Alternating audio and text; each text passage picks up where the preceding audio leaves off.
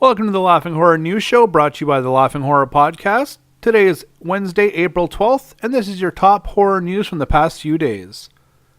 The first trailer for Stephen King's The Mist television series, which is being brought to us by Spike TV, has been released and provides us with a great deal of action scenes, which was likely done in order to try to grab a bigger interest to the project from their audience. Here's a synopsis. The Mist centers around a small-town family that is torn apart by a brutal crime. As they deal with the fallout, an eerie mist rolls in, suddenly cutting them off from the rest of the world and, in some cases, each other. Family, friends, and adversaries become strange bedfellows, battling the mysterious mist and its threats, fighting to maintain morality and sanity as the rules of society break down. As most people, I'm a massive fan of the film, which stars Thomas Jane, but I'm expecting to see something severely different, especially seeing as they're going for something long-form as a television series as opposed to a movie. The show is set to premiere on June 22nd at 10 p.m., once again on Spike TV. Speaking of King, you've likely heard of the story Mel Magazine has put out by now regarding the two career clowns, Mr. Nick and Gilly, who have expressed their distaste with all the hype surrounding the new It movie, stating that, and I quote, "This is going to be bad for clowns," with the other stating, "It's ruining our business." Well, now things have gotten even more fun as the creator of Pennywise himself has come out to address these concerns. King took to Twitter to respond, stating, "The clowns are pissed at me. Sorry, most are great, but kids have always been scared of clowns. Don't kill the messenger for the message." This was definitely good for a laugh. As I mentioned previously, It is due out for release on September 8th. Arrow Films has announced a limited edition Blu-ray and DVD combo pack will be released on May 9th for the 1988 film Brain Damage. The following is from the press release. It's a headache from hell. From Frank Henlotter, the man behind such cult favorites as Basket Case and Frankenhooker, comes Brain Damage, the ultimate head strip, now finally on Blu-ray. Meet Elmer. He's your local, friendly parasite with the ability to induce euphoric hallucinations in his hosts, but these LSD-like strips come with a hefty price tag. When young Brian comes under Elmer's addictive spell, it's not too long before he finds himself scouring the city streets in search of his parasite's preferred food source, brains. Featuring late TV horror host John Zacherle as the voice of Elmer, Brain Damage boasts some of the most astonishing bad taste gore gags ever realized, including a notorious brain-pulling sequence, and something that I'm not going to say on the news show.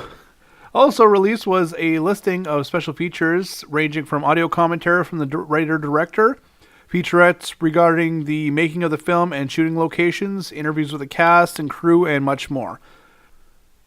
Also, announced for May 30th, Arrow Video is releasing another limited edition combo pack. This time, however, is for the film Evil Ed. The special features are roughly the same for both films, but here is the press release for Evil Ed.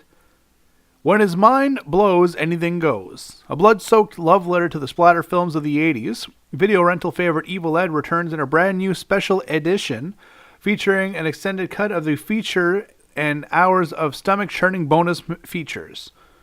Mild-mannered film technician Edward enjoys his job. That is, until he finds himself transferred from his regular post to the splatter and gore department, where he's forced to edit hours upon hours of grisly video nasty footage. Traumatized by the on-screen violence, Ed starts to lose his grip on reality, with ghastly and bloody consequences. Owning a debt to films such as Evil Dead, Reanimator, and the early splatter classics Peter Jackson, Evil Ed is a veritable smorgasbord of flying limbs, exploding heads, busty babes, and creepy creatures. Also announced by Arrow are the specifications for the 4K restoration of Dario Argento's Phenomena for its collector's edition. So here's the film synopsis for that. Jennifer Korovin, daughter of a world-renowned movie star, arrives in the so-called Swiss Transylvania to attend an exclusive girls' school. However, a vicious killer is targeting the pupils, and sleepwalker Jennifer finds herself in the assassin's headlights when her nocturnal wanderings cause her to witness the death of a fellow pupil. Aided by paraplegic entomologist John McGregor and her own uncanny ability to communicate telepathically with insects, Jennifer sets out to track down the killer before she becomes the latest victim. Some of the features include 3 separate soundtracks, the 4K version, the 1080p version of the 3 cuts of the film. On top of that, there's a ton of features, including trailers, featurettes, interviews, and much more. Shout Factory's also released some information regarding the recently announced special editions for the films Willard and its sequel Ben, both of which are set to be released on May 16th. The Willard special features will include new 4K scan of the original camera negative, a new audio commentary with actor Bruce Davison, new interview with actor Bruce Davison, theatrical trailer, TV spots, radio spots, and still gallery, while the Ben special features include a new HD transfer of the best surviving archive print, new audio commentary with actor Lee Montgomery, new interview with actor Lee Montgomery, theatrical trailers, TV spots, Ben/Willard double feature trailer and TV spot, radio spot, still gallery. Both films will be available as of May 16th, and that will be through Shout Factory, so you can pre-order by going on their website, shoutfactory.com. And a bit of casting news for the upcoming Last of Us Part 2 game. Shannon Woodward, known from Raising Hope and more recently Westworld, has been hired on for a currently unknown role in the game. She released the news with a picture on Twitter showing herself off in a motion capture suit, likely showing us that she may have a heavier role in the game than just a typical voiceover.